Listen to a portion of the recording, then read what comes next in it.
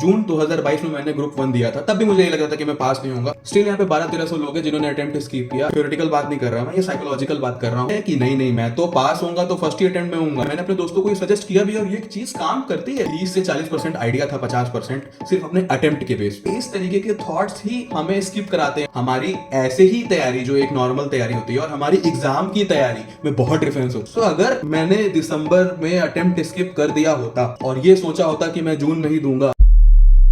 ICSI ने अभी recently एक एनुअल रिपोर्ट पब्लिश की है अपने वेबसाइट पे और उस डॉक्यूमेंट के 94th पेज पे एक एग्जाम ड्रिवन डेटा है, जिन्होंने एनरोल किया था और जो अपीयर किए और जो अपीयर नहीं किए। इसके बेस पे मैं एक बहुत प्रैक्टिकल एडवाइस देने वाला हूँ इस वीडियो में। सो ये वीडियो उनके लिए है जिन्होंने कुछ प्रीवियस अटेम्प्ट स्किप किए हैं या ये अटेम्प्ट स्किप करने का सोच रहे हैं। बहुत प्रैक्टिकल एडवाइस देने वाला हूँ इस डेटा के बेस पर, सो इसको एंड तक देखना। अगर इस डेटा के हिसाब से देखा जाए तो एग्जीक्यूटिव में मॉड्यूल 1 में 42,681 लोग एनरोल्ड किए हैं। 31,568 लोगों ने एग्जाम दिया, जिसमें से 2700 लोग क्लियर हुए हैं। मैं जून 22 में प्रोफेशनल का देखूं तो प्रोफेशनल सपोज मॉड्यूल 2 में 7,900 एनरोलमेंट्स हैं और सिर्फ 5,635 लोगों ने एनरोल किया और 1,000 लोग पास हुए। वो तो चलो मैं उसकी बात नहीं करूंगा, वो तो परसेंटेज क्लियरेंस है, मैं उसकी बात ही नहीं कर रहा। अभी मैं उनकी बात कर रहा हूँ जिन्होंने अटेम्प्ट स्किप किया। अब इसमें से 2-4% को हटा दो, बहुत सारी दिक्कतें चल रही होंगी या कोई प्रॉब्लम आ गई होगी उस समय लाइफ में और उन्होंने अटेम्प्ट छोड़ दिया होगा। मैं उनकी बात ही नहीं कर रहा है। स्टिल यहाँ पे 1200-1300 लोग हैं जिन्होंने अटेम्प्ट स्किप किया एंड ऑलमोस्ट सेम रिकॉर्ड रहा है दिसंबर के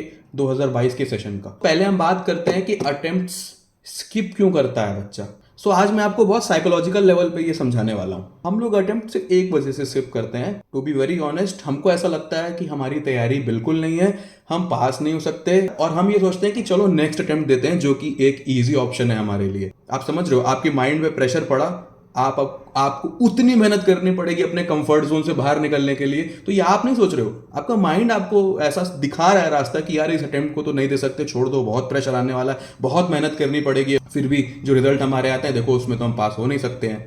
और इस तरीके के थॉट्स ही हमें स्किप कराते हैं अटेम्प्ट और हम ये आने वाले 3 महीने में पढ़ाई छोड़ देते हैं और फिर हम सोचेंगे कि हाँ जून अटेम्प्ट देना है और जनवरी से पढ़ना शुरू करेंगे। इस तरीके से हमारा माइंड हमको झूठ बोलता है, हमको आसान रास्ता दिखाता है। सो आप बहुत ध्यान से देखो इस चीज को। बेसिकली ये कोई थ्योरेटिकल बात नहीं कर रहा मैं, ये साइकोलॉजिकल बात कर रहा हूं। वो माइंड का तरीका ही है ऐसे चीजों को करवाने का या ऐसे चीज को करने का।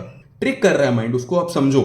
1-2% को हटा दो। अगर मैं बोलूं कि अटेम्प्ट्स मैटर नहीं करते तो ऐसा नहीं, अटेम्प्ट्स मैटर करते हैं, कुछ जगह पे करते हैं। वो बहुत एक्सेप्शनल केस हो गया जहां पे बहुत अटेम्प्ट मैटर करता है, बट मैं उनकी बात ही नहीं कर रहा। यहाँ पर मैं उन लोगों की बात कर रहा हूँ जिनको पता है कि मेरी बिल्कुल तैयारी नहीं है या उनको ऐसा अंदर से लग रहा है, वो फियर है, बहुत स्ट्रेस आने वाला है और ये स्ट्रेस ही उनके अटेम्प्ट उनको छुड़वाता है। देखो अपना बहुत क्लियरली सोचो, अपना यूपीएससी जैसा तो हिसाब यहाँ पर है नहीं कि अपने एक नंबर ऑफ अटेम्प्ट्स हैं, पर मैं इस चीज को भी प्रमोट नहीं कर रहा कि ऐसा सोचना चाहिए कि अपने पास तो बहुत अटेम्प्ट हैं या इस तरीके से कोई भी चीज नहीं।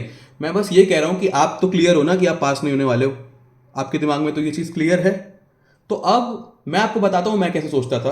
मैं कहता था मैं पास तो नहीं होने वाला हूं, but again let's appear in this attempt, और आप मानोगे नहीं उससे बहुत बेनिफिट मिलते हैं। सबसे पहला बेनिफिट ये है कि आपके 3 से 4 रिवीजन हो जाएंगे इसी अटेम्प्ट में। आपने तो मान ही रखा है ना आप फेल हो जाओगे तभी तो आप ये अटेम्प्ट छोड़ रहे हो, तो यही मान के चलो आपके फिर भी आपके 3 से 4 रिवीजन हो जाएंगे दिसंबर तक और आप एक बार पेपर दे लोगे पूरे के पूरा विथ फुल तैयारी। मेरी बात समझो, हमारी ऐसे ही तैयारी जो एक नॉर्मल तैयारी होती है और हमारी एग्जाम की तैयारी में बहुत डिफरेंस होता है। उस डिफरेंस को पहचानो, क्योंकि वो डिफरेंस बहुत मेजर डिफरेंस होता है। अगर हमने एग्जाम की तैयारी करी है तो हम उस फोकस से पढ़ाई कर रहे होते हैं और नॉर्मली हम वैसे पढ़ाई नहीं करते हैं, सिर्फ ऐसे पढ़ने के लिए, वो एक अलग पढ़ाई हो गई। अगेन आप अपीयर करोगे, आपके 3 से 4 रिवीजन हो जाएंगे। उसके अलावा एक चीज और होगी, वो है आपका पेपर प्रैक्टिस। उसके अलावा वो एग्जाम का स्ट्रेस, एग्जाम का फियर, मेंटल फटीग हो जाता है, वो सब कुछ आप फेस कर लोगे इसी अटेम्प्ट में और आप पेपर देने बैठोगे एग्जाम वाले दिनों में।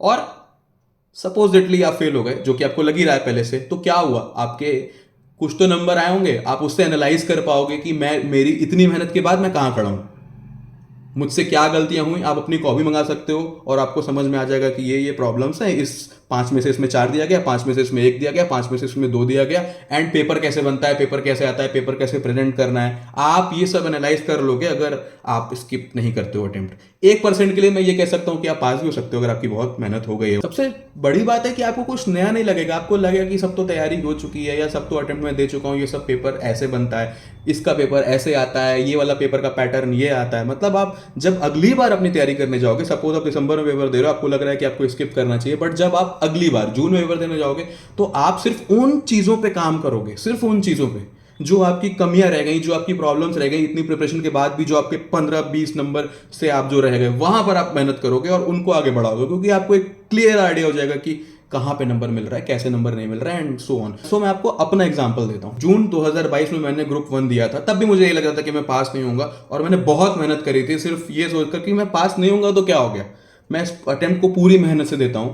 और उस एक महीने में मेरी इतनी मेहनत हो गई, इतनी ज्यादा मेहनत हो गई कि मैंने उसको क्लियर कर लिया। मेरे को तो अंदर से लग रहा था कि हो भी सकता है कि मैं इसमें पास हो जाऊं और मैं हो सकता है फर्स्ट ग्रुप में पास ना हूं। तो जब 25 अगस्त 2022 को रिजल्ट आया, मैं पास हो गया, तब मैंने सोचा अच्छा अब सेकंड ग्रुप उठाते हैं। अब सेकंड ग्रुप तो आप जानते हो किसका क्लियर होता है इतना जल्दी, सेकंड ग्रुप में तो सब लटकते हैं। मैं जानता था सेकंड ग्रुप के बारे में। तो जब मैंने सेकंड ग्रुप की पढ़ाई शुरू करी, वो सितंबर चल रहा था।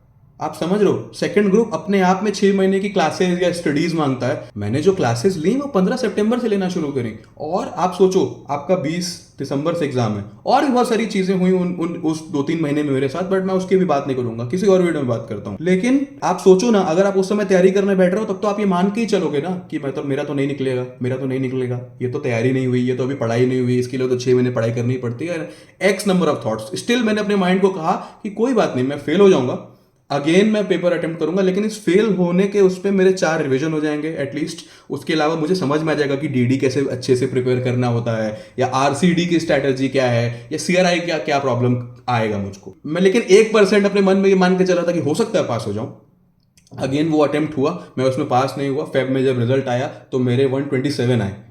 लेकिन इस अटेम्प्ट में मैं क्लियरली बता रहा हूं, वो रिजल्ट बहुत मेरा दिल दुखाया था उसने।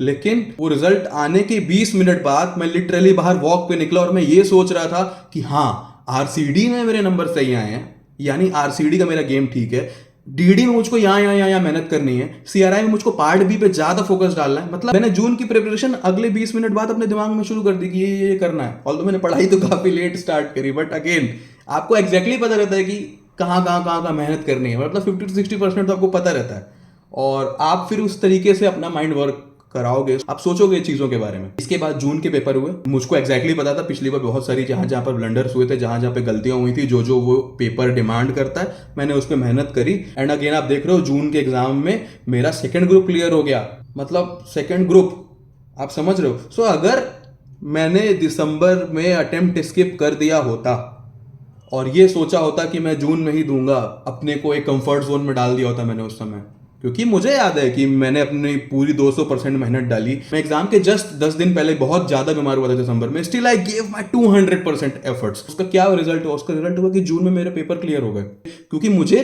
30 से 40% आइडिया था, 50% सिर्फ अपने अटेम्प्ट के बेस पे। सो अगर आप अटेम्प्ट स्किप करने का सोच रहे हो और आपका मोटिव सिर्फ ये है कि नहीं मैं तो पास होऊंगा तो फर्स्ट ही अटेम्प्ट में होऊंगा, उसके बिना नहीं, तो ये वीडियो आपके लिए नहीं है। बट अगर आप ध्यान से देखो, आप अपने आप को कंफर्ट जोन में भेज रहे हो क्या, आपका माइंड आपको ऐसे डाइवर्ट कर रहा है क्या कि मेहनत ना करनी पड़े, यार मेहनत अचानक से सर पे आ गई है, तो प्लीज अटेम्प्ट दो। अटेम्प्ट से बहुत कुछ सीखने को मिलता है, बहुत कुछ। मैंने अपने दोस्तों को ये सजेस्ट किया भी है, और ये चीज काम करती है। और ऐसा समझो ना कि आपने 1200 दिए हैं प्रैक्टिस मैच खेलने के लिए, ऐसा समझो। प्रैक्टिस मैच तो खेलो, प्रैक्टिस मैच नहीं खेलोगे डर करके तो फिर नहीं काम चलेगा बॉस।